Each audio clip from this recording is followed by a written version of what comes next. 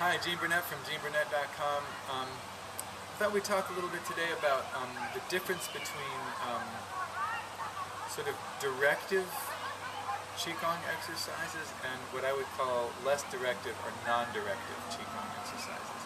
There's a lot of Qigong exercises, and Qigong just means energy or breath work. It's a big category. Tai Chi is a form of martial Qigong. There's other forms of Qigong that are strictly focused on health and are based on Chinese medical principles. Other Qigong has got more to do with physical functions. But it all means you're using your breath, you're using your attention, you're using your posture to access, circulate, cultivate, deepen your experience of energy in your body. There are some very directive Qigong methods where you're asked with your mind to focus on energy, say moving up your spine, over your head, down the front and around the belly, or where you're directing your energy to specific acupuncture meridians and specific points in the body. And I'm not knocking that stuff. I don't know that much about it, but it's never really felt right to me. It always feels too forceful. It always feels like I'm telling my energy to go down specific pathways into specific places. And honestly, I just don't trust myself to know what's best for my body. I don't trust myself to direct traffic in my body energetically. And honestly, I don't trust anyone else to do it either. If I did, I might let them direct my energy more, but I don't. So there's another kind of Qigong that rather than focus on directing traffic, rather than focus on making the little energy cars in your body go to different places, it's more like you focus on road repair, bridge repair, widening the lanes, opening all the circuits in your body so that your energy can do what it wants to do. The idea maybe that your body's energy knows where it wants to go more than you conscious mind does. And if you just work on opening and keeping the traffic lanes open and the bridge is well repaired and aligned, then the energy can go where it wants to go. Or mildly directive, like a simple Tai Chi push. Energy gathers in my leg, it's coming up my spine and out my hands, and or up my arms and out into my hands. Yeah, that's directing my energy through my hands. But it's not directing my energy around my hand and around this finger and up around here and over. It's not micromanaging your chi. It's macro-managing. It's kind of just saying over there. Something's coming in, oh, deflect here. Now I'm coming in for something. So it's directive, but it's gentle directive. For me, I really like the non-directive methods. I really like, in any given exercise, making as much space as I can in my body with good alignment and good relaxation, not holding things tight. And then if I'm doing a movement, gently directing my force through my body according to what the function of that movement is. I really, really like that, and I've had just wonderful benefits from doing it that way.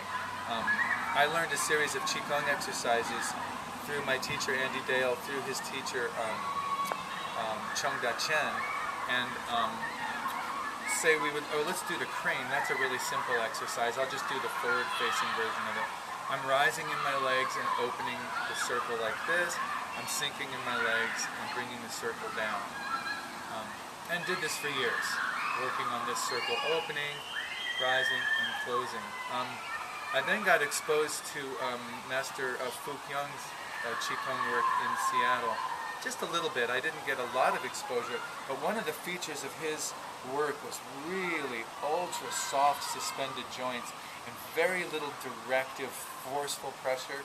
I believe he even considered Yang style Tai Chi, one of the softer styles, even that to be too forceful. You know, after decades of doing form work, of course. But to be very soft and loose and suspended in the joints. So I took the same crane exercise, except within that, I started to suspend my joints.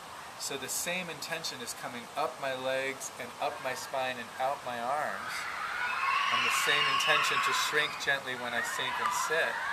Speaking of energy, we got a lot of kids over there playing with tons of energy.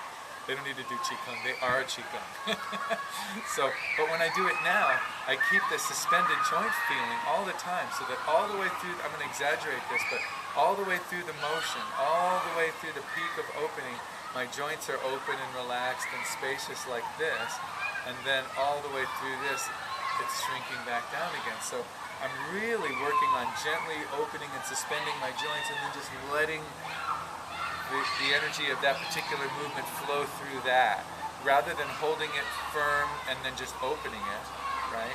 Or being so formless that there's nothing going on at all that you can recognize as a form. So it's not formless and it's not formful. It's Tai Chi, it's in between. You know, it's firm but it's not rigid. It's relaxed but it's not limp.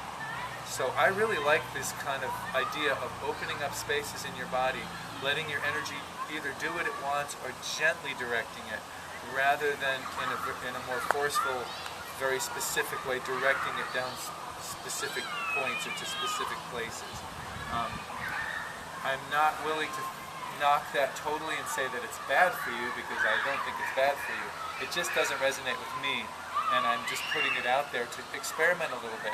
You can try very directive Qigong methods. I've known a lot of people who have tried them and got splitting headaches and have had negative effects, so maybe they're not doing it right. But I've never heard anybody having negative effects from doing what I'm talking about. Take your Tai Chi form, open up your joints, make plenty of space in there, and then just direct your energy into that leg, direct your energy out of it and towards the striking your hand, and then relax and soften. Gentle direction, right? And in general, in the Qigong, trying to keep your joints as open and relaxed and soft as you can.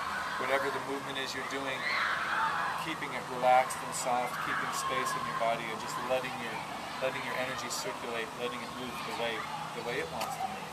So I'm always in favor of less force, less intention, less direction. Because when you direct things, there's always a counter direction. And do you know better? Do you know where to direct it? I don't always trust myself to know where to direct things. So I would rather keep things open and let the energies kind of work themselves. So, all right, that's my pitch for non-directive Qigong. If you like my channel, subscribe to it.